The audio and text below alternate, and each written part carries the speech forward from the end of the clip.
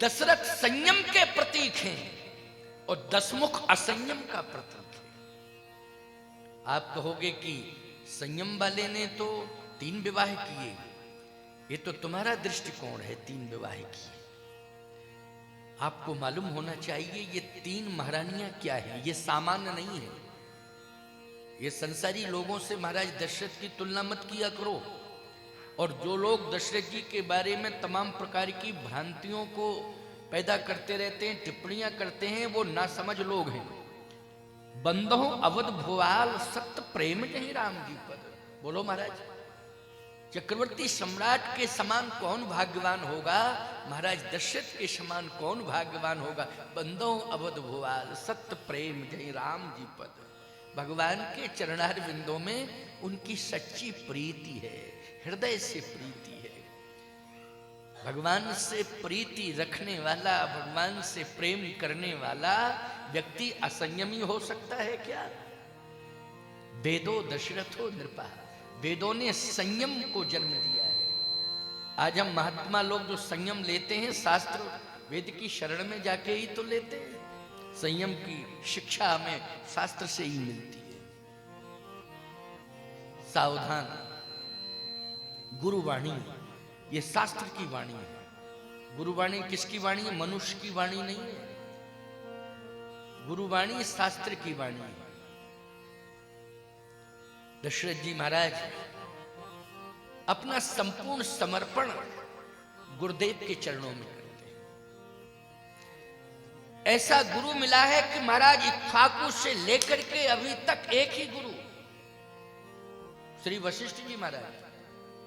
बोलो महाराज, इतना प्रभावशाली गुरु कि गुरु विवेक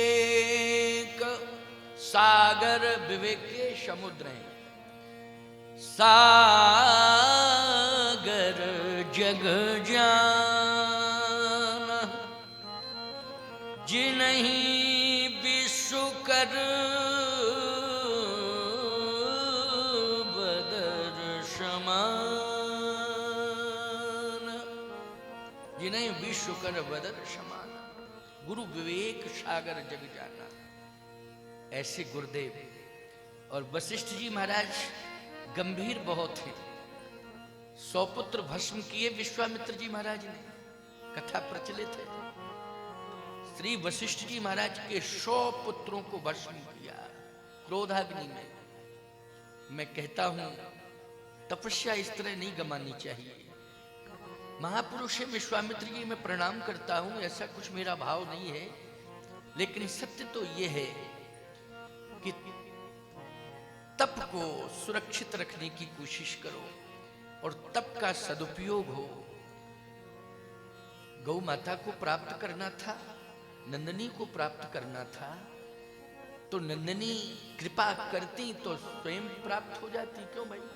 दबाव में कृपा नहीं प्राप्त की जा सकती है। समर्पण से सब कुछ मिलता है। समर्पण है तो अर्पण है। क्यों? समर्पण है तो अर्पण है। लेकिन महाराज ने अपनी तपस्या का दुरुपयोग कर दिया और क्रोधाग्नि में 100 पुत्रों को भस्म कर दिया। लेकिन वशिष्ठ जी महाराज ने प्रतिशोध नहीं रखा, न कोई विरोधात्मक प्रतिक्रिया की। नहीं तो वशिष्ठ जी महाराज चाहते तो विश्वामित्र को भस्म कर देते। इतनी बड़ी तपस्या की थी कि विश्वामित्र जी महाराज भस्म हो जाते, लेकिन नहीं। प्यारे, विवेक के समुद्र हैं। क्या हैं? विवेक के, ज्ञान के क्या हैं? समुद्र हैं। विवेक के समुद्र हैं। समुद्र गंभीर होता है। भौगोलिक दृष्टि से आप देखें तो कभी कभी समुद्र में सुनामी लहर आ जाती है, न जाने कितनी ऊंची ऊंची लहरें उठने लगती हैं। लेकिन ज्ञान के समुद्र हैं कौन? श्री वशिष्ठ जी महाराज सदा स्थिर रहते हैं, परम गंभीर हैं। वशिष्ठ जी महाराज ने कभी कतई कहीं कोई विरोध नहीं किया। ऐसा गुरु मिला है सूर्यवंश को, इक्ष्वाकु वंश को, रघुवंश को। आज दशरथ जी महाराज 3 महारानियों के साथ रहते हैं अयोध्या। कौशल्या, कैकेयी और सुमित्रा। ये तीनों रानियां हैं कैसी? कौशल्यादि नारी प्रिय, सब आचरण पुनीत, पति अनुकूल प्रेम दृढ़,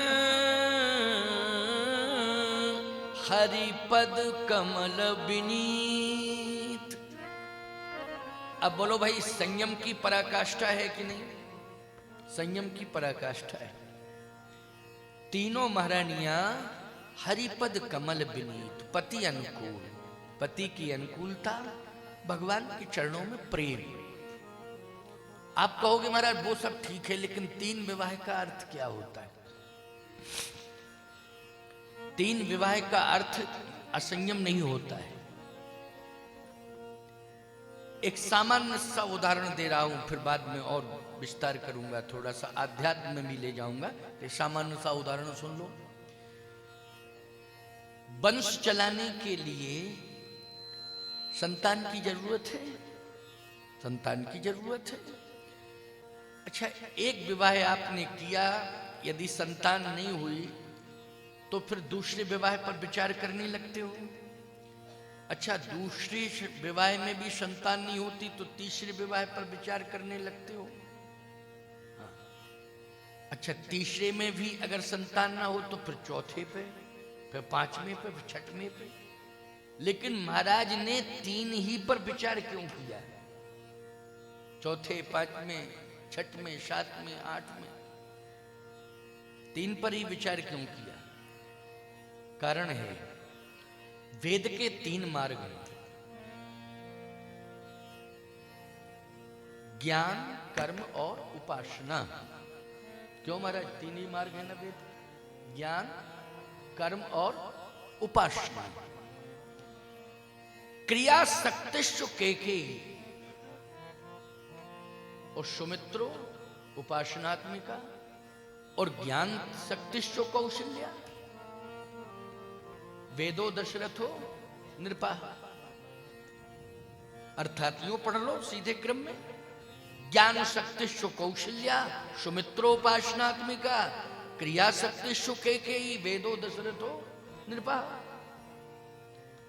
तो इसका मतलब है कि ज्ञान का प्रतिनिधित्व कर रही हैं कौशल्या जी, उपासना का प्रतिनिधित्व कर रही हैं सुमित्रा जी, और क्रिया का प्रतिनिधित्व कर रही हैं कैकेयी। बोलो, कर रही हैं कि नहीं? और सुनिए,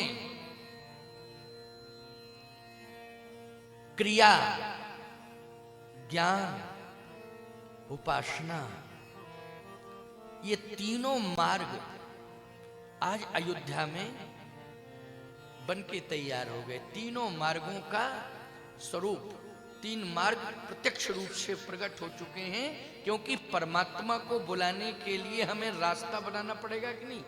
बिना रास्ते के भगवान आएंगे क्या? बोलो, एक मार्ग की जरूरत है।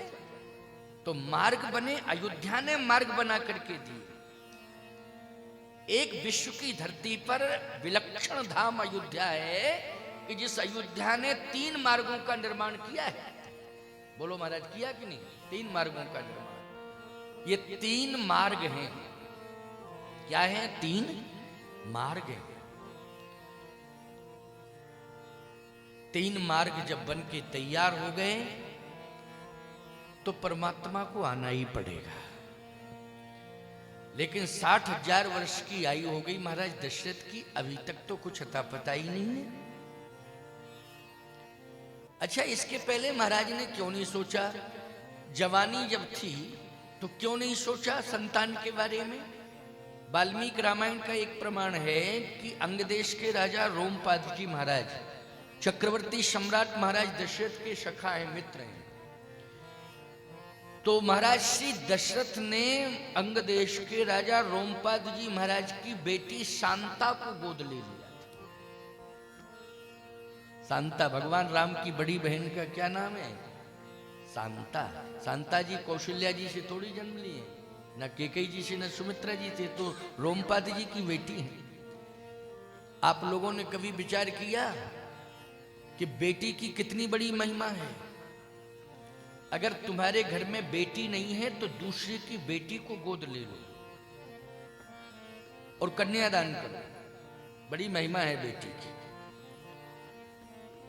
ये नहीं सोचना चाहिए कि हमारी बेटी होगी तभी हम ऐसा पुण्य कार्य करेंगे। दूसरे की बेटी को गोद ले लो। और तुमको भगवान ने अगर विशेष सामर्थ्य दिया है तो संकल्प लो कि जो गरीब कन्याएं हैं, समय से जिनका धन के अभाव में विवाह नहीं हो पा रहा है, उनका समय से हाथ पीला हो जाए, इसके लिए धन का सदुपयोग कर लो, सहयोग कर दिया करो। बहुत बड़ा पुण्य है, बहुत बड़ा पुण्य है। महाराज श्री दशरथ जैसा ज्ञानी और महाराज श्री जनक जैसा योगी, इन दोनों को बेटी की जरूरत पड़ गई।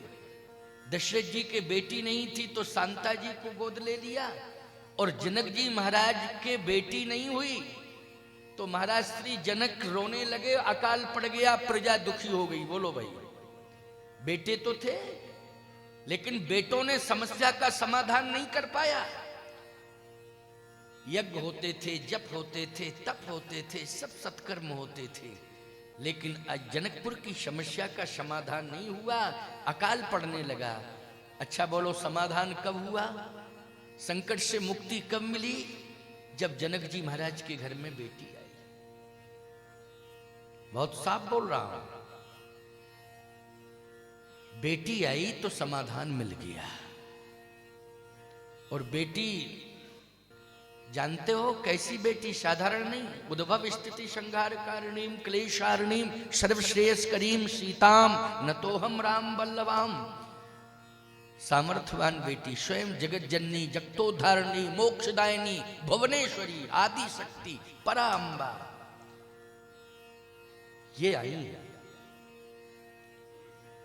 लेकिन मालूम है कैसे आई?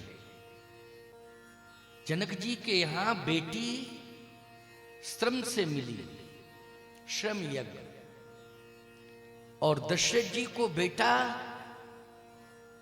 होम यज्ञ से मिला। किससे मिला? होम यज्ञ। जनक जी को श्रम यज्ञ से। अच्छा, दो संस्कृतियां हैं हमारे आपके जीवन में। आप कहोगे महाराज कौन कौन सी? एक तो कृषि संस्कृति, दूसरी ऋषि संस्कृति। क्यों भाई, है कि नहीं? भारत हमारा कृषि प्रधान देश है कि नहीं? है।